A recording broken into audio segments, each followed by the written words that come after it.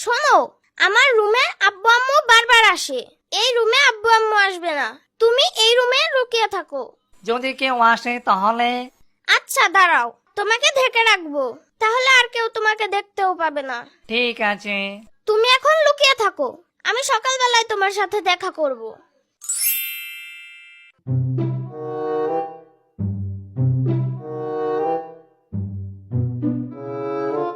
সারাদিন রাত কাজ কাম কইরা একটু শান্তি নাই, আবার এই সকালবেলা উঠা লাগবো। যাই, এখন ঘুমান লাগবো।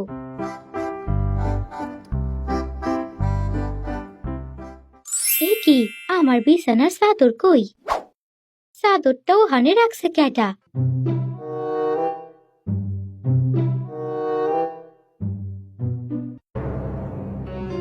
ও আল্লাহ গো, এ আমি কি দেখলাম? আল্লাহ রে!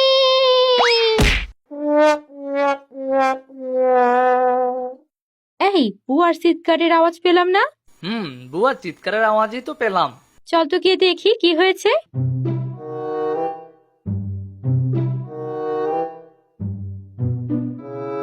সর্বনাশ, মনে হয় বুয়া দেখে ফেলেছে।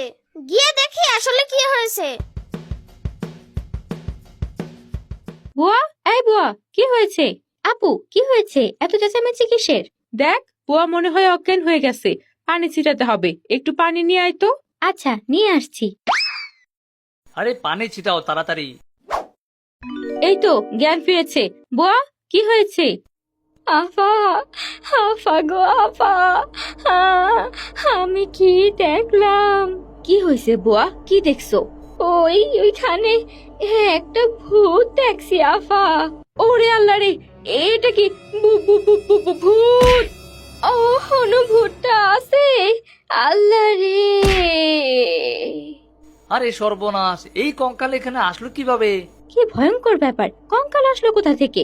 আম্মু উঠো, ভয় পেও না, ওটা আমার বন্ধু। তোমার বন্ধু? এই কঙ্কাল তুমি কোথায় পেয়েছো? মাঠে পেয়েছি আব্বু, ও খুব ভালো। কঙ্কাল ভূত, তুমি কথা বলো। আমাকে ভয় পাবেন না, আমি ইয়ামিনের বন্ধু। ও আল্লাহ রে, আমি শেষ। আমি কি দেখলাম? আমি কি দেখছি?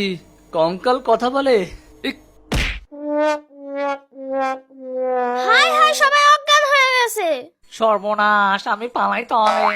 কঙ্কাল ভূত, তোমার জন্য সবাই অজ্ঞান হয়ে গেছে। আজ তোমার খবর আছে।